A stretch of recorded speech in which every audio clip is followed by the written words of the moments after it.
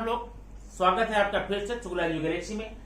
आज हम एक प्रकाश लाइट पर अध्ययन करेंगे, हम लोग डिस्कस करेंगे, समझेंगे, देखेंगे आखिर प्रकाश क्या है और प्रकाश का हमारे जीवन से क्या संबंध है, प्रकाश हमारे जीवन को किस तरह से प्रभावित करता है। और जीवन की बात नहीं, प्रकाश हमारी स्टडीज को, हमारे एग्जाम को, हमारे मार्क्स को क्या कैसे प्रभावित करता है, आज ये हम इस वीडियो में समझेंगे। आइए देखते हैं प्रकाश क्या है। प्रकाश तो जानते हैं ना आप लोग, लालटेन का प्रकाश, बल्ब का प्रकाश, देन सूर्य का प्रकाश, सब प्रकाश है। आप ये सब प्रकाश है। अब मैं पूछूं प्रकाश क्या है, आप बताएंगे बल्ब का प्रकाश। ये क्या हुआ, डिफाइन इट, परिभाषित करो, परिभाषा बताओ। तो क्या करेंगे, आप परिभाषा बताएंगे। प्रकाश एक प्रकार की ऊर्जा है।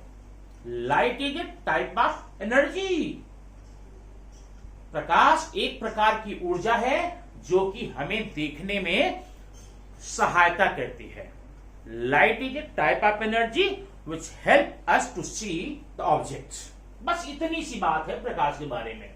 अब प्रकाश चाहे मोमबत्ती का हो, चाहे सूरज का हो, चाहे बल्ब का हो, हेलोजन का हो, किसी का भी हो, प्रकाश ऊर्जा है। और ऊर्जा क्या करती है, हमें ऊर्जा किसी वस्तु को देखने में हेल्प करती है। इतनी सी बात आप प्रकाश के बारे में जानते रहेंगे, ठीक है। अब ये जो प्रकाश होता है, आखिर हमको हेल्प कैसे करता है, किस प्रकार से हेल्प करता है।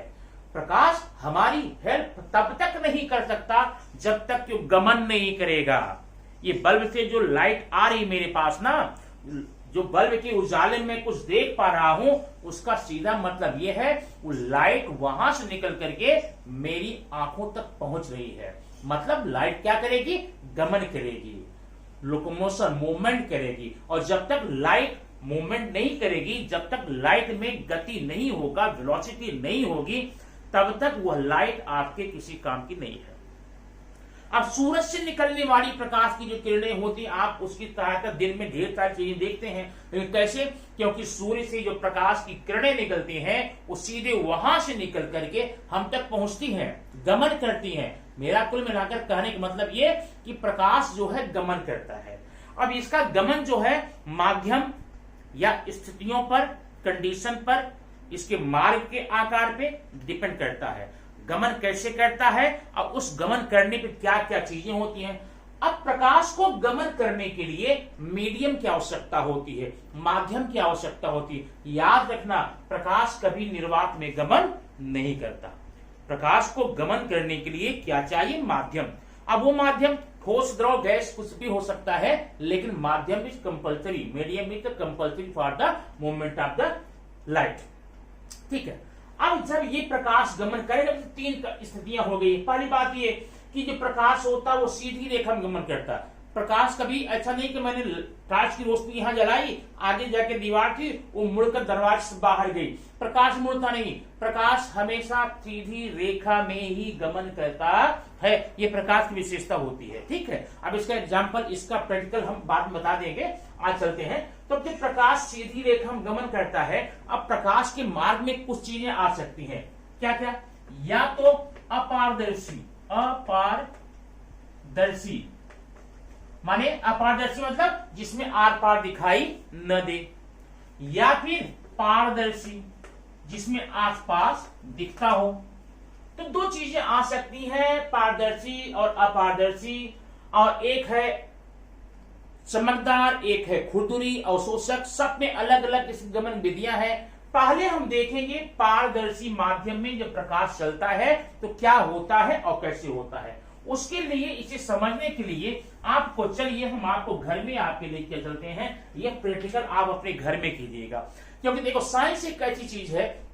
साइंस क्या है, साइंस प्रयोगों पर आधारित एक ज्ञान होता है। मतलब ये तब तक बात साबित नहीं हो सकती है जब तक आप प्रैक्टिकल नहीं करेंगे। आइए हम प्रैक्टिकल करते हैं। अभी आपके घर में एक ऐसा टब है पानी का, इस प्रकार से, और तो सबके घर में टब होता है, ठीक है।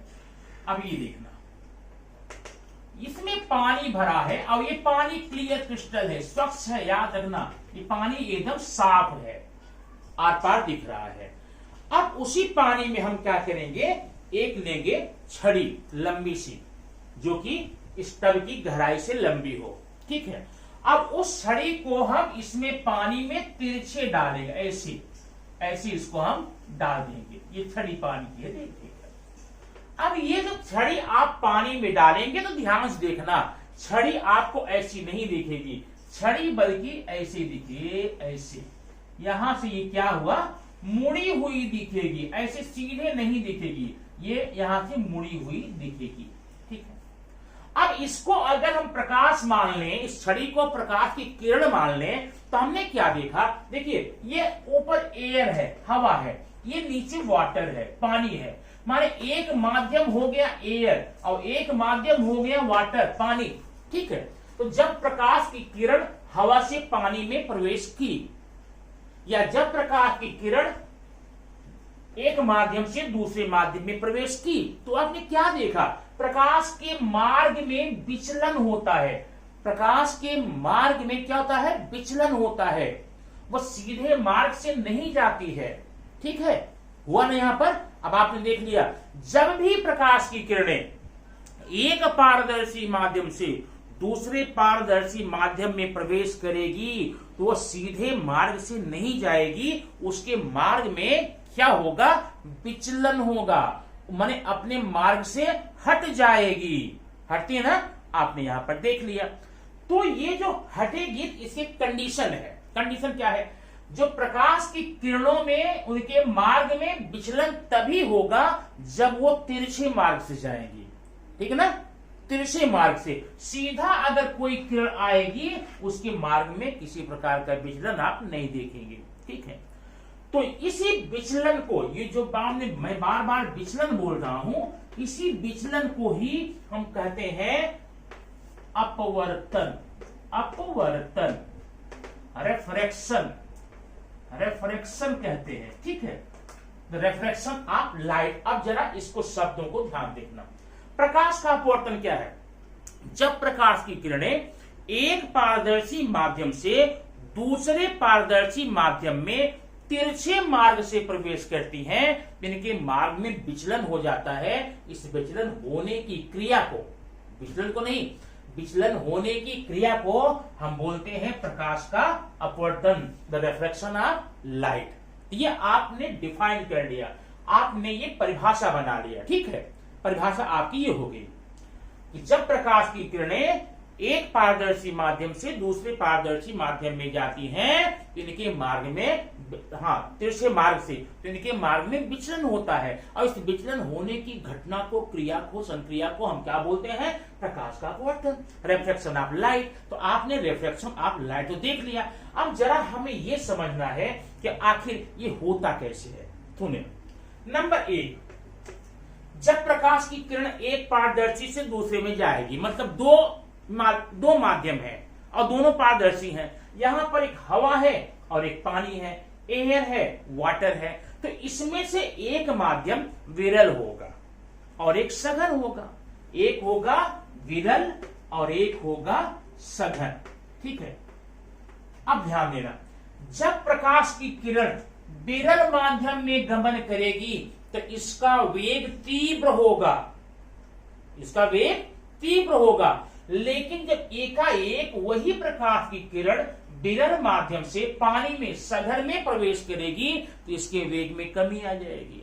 नंबर 1 चीज समझ लीजिए। दूसरी बात, जब प्रकाश की किरण विरल माध्यम से सघन माध्यम में प्रवेश करेगी तो ये अविलंब की तरफ झुक जाएगी। अब अविलंब क्या होता है, झुकना क्या होता है, मैं आपको बता दूं, ठीक है। अब देखना, मान लो यह एक माध्यम है, ये कांच है, ठीक है, ऐसे ये पारदर्शी है। अब प्रकाश की किरण आ रही है यहां से, ये देखना, यहां से। तो जरा हम यहां पर एक लंब डाल देंगे, इसे बोलते हैं नॉर्म या अविलंब डाल, ठीक है। तो जब प्रकाश की किरण इस माध्यम से इसमें प्रवेश करेगी, अब ध्यान ये देना, ये है एयर और ये है ग्लास, जी। हवा की अपेक्षा ग्लास जो होता है, कांच जो होता है, वो सघन माध्यम में है।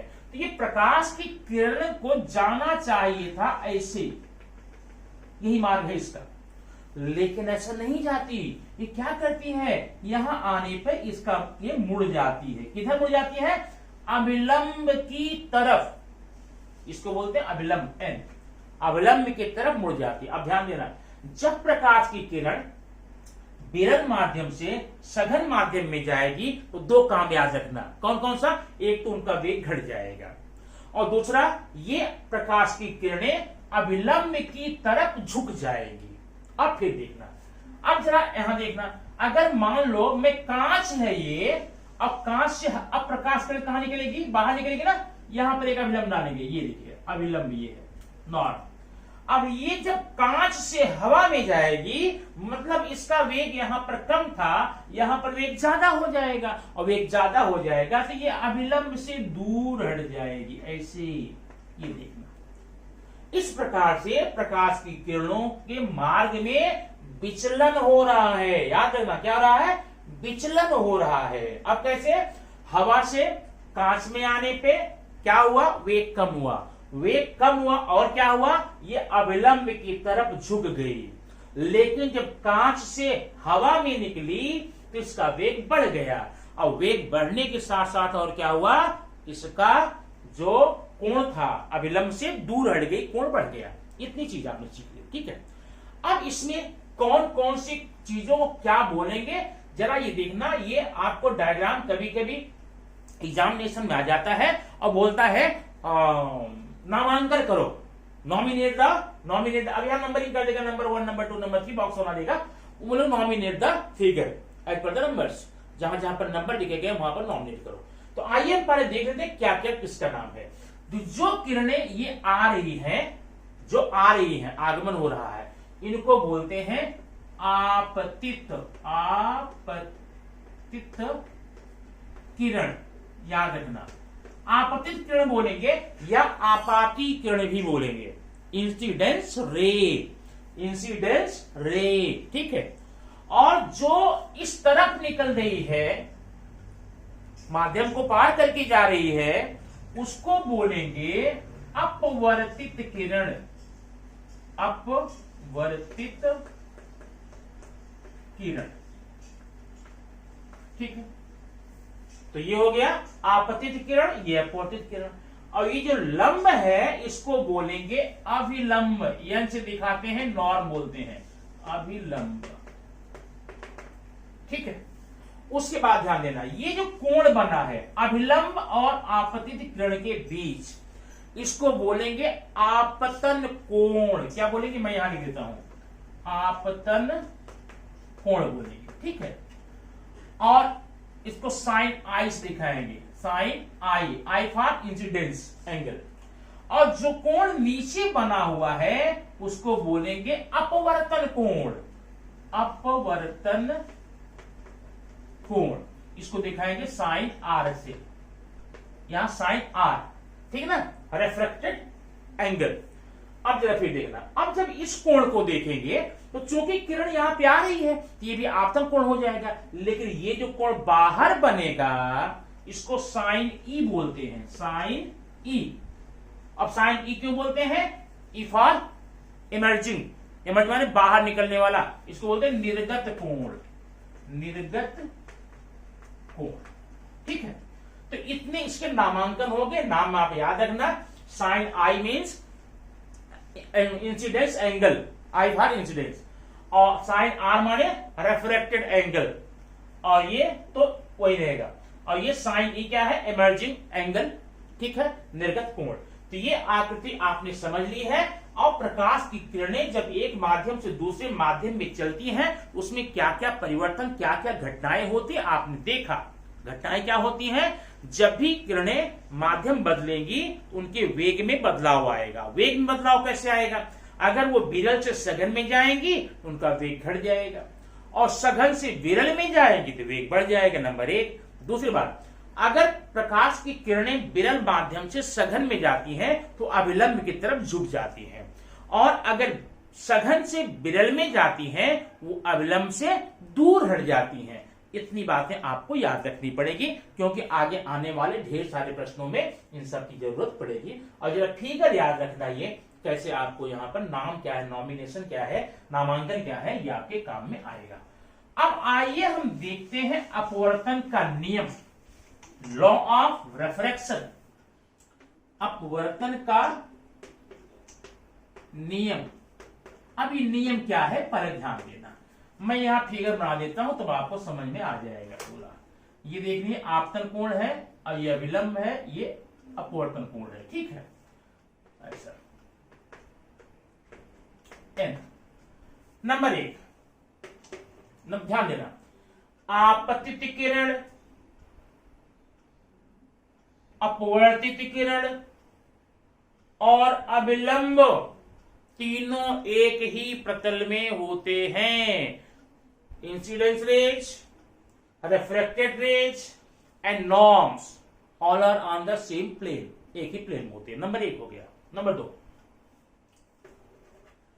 आपतन कोण, अपवर्तन कोण अभिलंब के विपरीत तरफ होते हैं।